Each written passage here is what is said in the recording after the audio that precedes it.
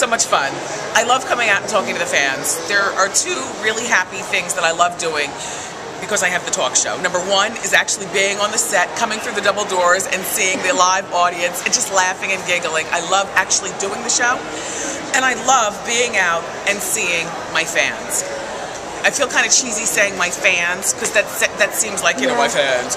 But I enjoy being out seeing people who say that they adore me because I'm new, because I'm different, and because all of my life, you dream of having a talk show, but who thinks it really happens?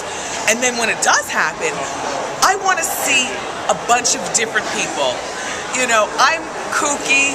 I want to see some kooky. You know, I am a very conservative woman in a lot of ways, and I want to see that too.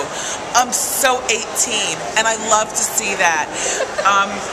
I'm so frightened, and I love to see that. I love when people are frightened, you know, and they ask me questions regarding life. I mean, I can't believe all of the different people, gay, straight, black, white, beige, young, old. I can't get over all of the different people that love to watch the Wendy show. And that, to me, is the biggest compliment ever, ever. This is a messy situation. I love it. I love it. So messy. I love your outfit. So, how can I, oh, nice. How can I help you? I would like to know if I was introduced to my girlfriend's cousin. We're really good friends, so she know all my dirty secrets. Okay. Should I continue dating all the other guys that I'm dating to savage our relationship, or You and your girlfriend are still cool? yeah, she's right over there. And oh, okay, she's the girl who came with you. Yeah. How you doing? Now, do you mind me asking how old everybody is? I know we're in LA, and everybody's up to something. In your 40s? Yeah. Oh, we're grown. We do what we want. But we also realize that there are consequences. For instance, if things don't go well with you and her cousin, that could spell the end of your relationship with her. Which matters more, the nookie or the cookie? The nookie! Oh! Thank you. Good luck. I went from. It's not so obvious. I wouldn't have known. Oh, that's the problem is that I got them done because I wanted to come more girly. Do you want to come more into my office? Here, can I come more closer? Yeah, here you go. Okay. But the thing is that when I got them done, I wanted to be like more girly. And once I got them done, I went from a 34B and I went to go to C. When you talk to Dr. to a C and almost a double D.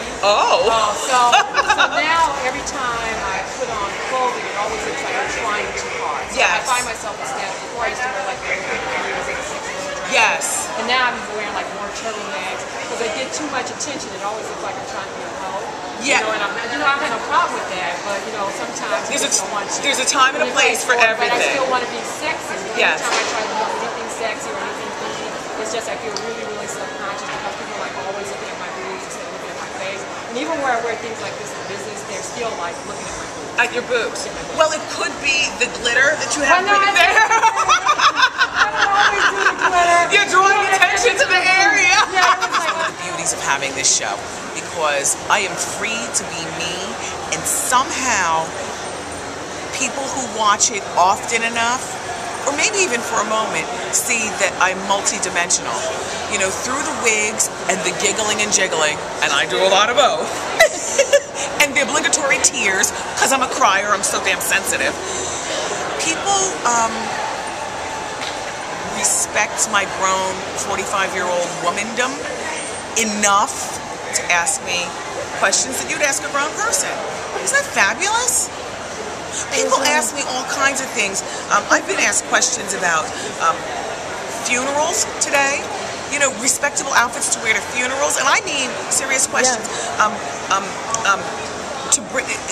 One man, you know, said that he and his partner live out here, but he's from North Carolina. His mother fell and bumped her head and cannot live at home anymore, and wanted to know, should he move there or should she move here?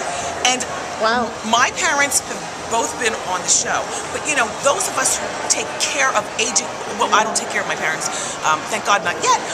But when your parents are still alive and, you know, they're at a particular age, you've got to think about things like that. He had tears in his eyes. Mine escaped and ran down my face. But, you know, it's fabulous that through all of the jokes, and jokes are good, that the show is, that people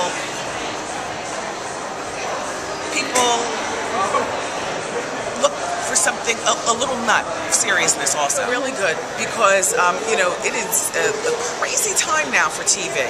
You know, shows that are great don't last for very long. Shows that, you know, are marginal, you know, there is no formula as to you know, how a show works. I know I get asked that question a lot, and I don't know the formula. People say, well, what attracts people to watch your show? I don't know. I mean, it's so cliche to say, because I keeps it real. But I like to think that I'm a girl from New Jersey with not a whole bunch of pretenses and baggage at this particular point. You know, I'm a grown woman, you know, and I very much know exactly who I am right now. I know exactly how far I will go, and when to pull back. And I do have a filter, even though people think that I don't. People think that I talk with no filter. I do have a filter. The problem is I don't feel as though I'm harming anybody, so why can't I just continue on? I think there came a point in my life where I looked in the mirror, I said, you know what?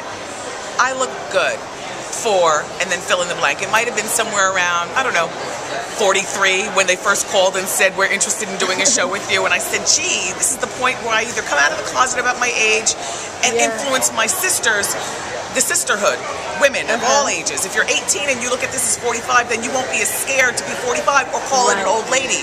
You know, if you're 70 and you look at this as 45, then maybe you say something to your daughter like, you know, you're not old, honey.